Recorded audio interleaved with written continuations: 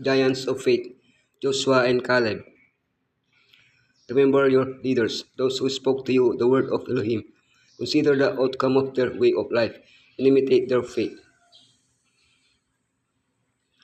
Do you know these 10 people? Shammua, Shaphat, Igal, Palti, Gadjel, Gadi, Amiel, Setur, Nabi, and Jewel. His fame consisted in distrusting the power of Elohim and thereby bringing about his death, not of an entire generation. But you've probably heard of these two people, Joshua and Caleb. They stood firm, believed in Elohim's promises, and lived to see them fulfilled. How can we imitate their faith and come to fully trust that Elohim can do the impossible just as they did? The faith of Caleb, making the impossible possible. Faith in action, passing the torch. The faith of Joshua, how to attain faith. The faith of Caleb, making the impossible possible. Nevertheless, my brethren, who went up with me made the heart of the people melt, but I who followed the Lord my Elohim. The name Caleb means dog, as his life demonstrated. He didn't receive that name as a derogatory term, but because of his unwavering loyalty. He was faithful where others were unfaithful. He remained loyal to Elohim, for others' friends.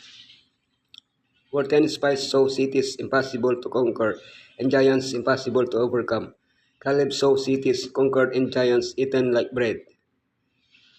Together with Joshua, somewhat younger than him, he stood firm in his opinion, even when the crowd wanted to stone them.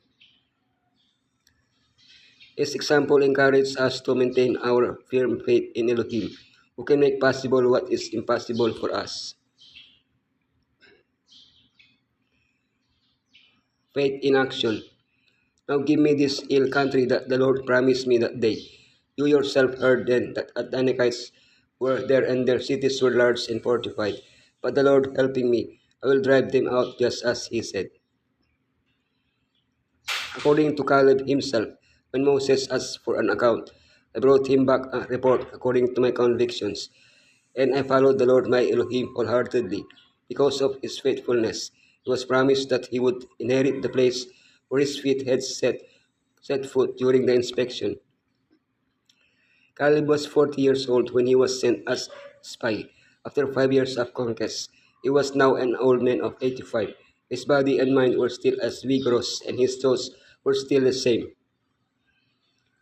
The time had come to claim the promise and prove that his words were not in vain. With Elohim's help, he was going to devour the giants and conquer their cities.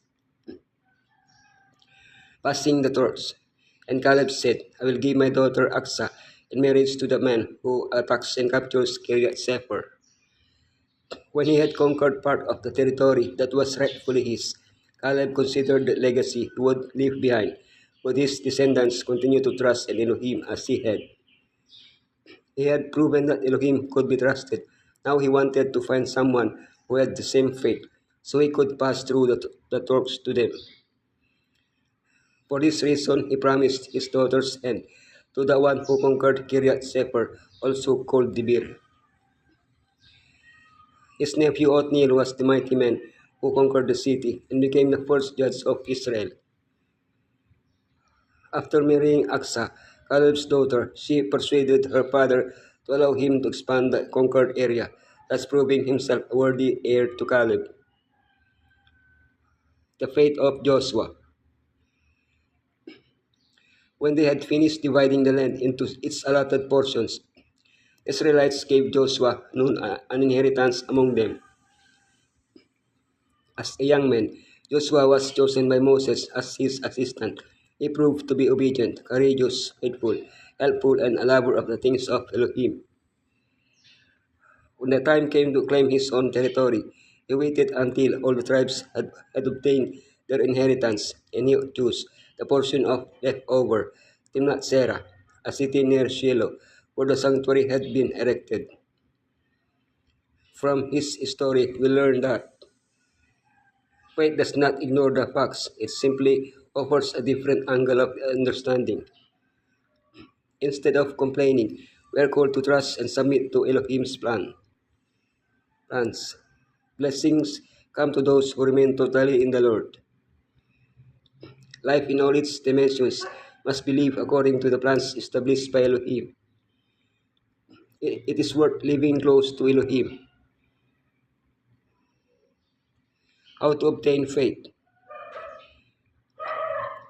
Therefore, since we are surrounded by such great cloud of witnesses, let us throw off everything that hinders and the sin that so easily entangles, and let us run with perseverance the race marked out for us, fixing our eyes on Yeshua, the pioneer and perfecter of faith. For the joy set before him, he endured the cross, scorning its shame, and sat down at the right hand of the throne of Elohim. Our behavior tends to reflect what we see. There are even so-called mirror neurons that blur the distinction between observing something and doing it. The Bible invites us to observe the example of the great heroes of faith with special attention to Yeshua, the supreme example. By studying the lives of people of faith like Caleb and Joshua, we learn to trust Elohim as they did, to be humble as they were, to bear witness to the truth with courage as they did. But how can we be transformed? The Bible is clear. By allowing the Holy Spirit to work in us. This is an active work. We must choose to be transformed, and like Caleb, get to work. We are called to be living sacrifices for Elohim.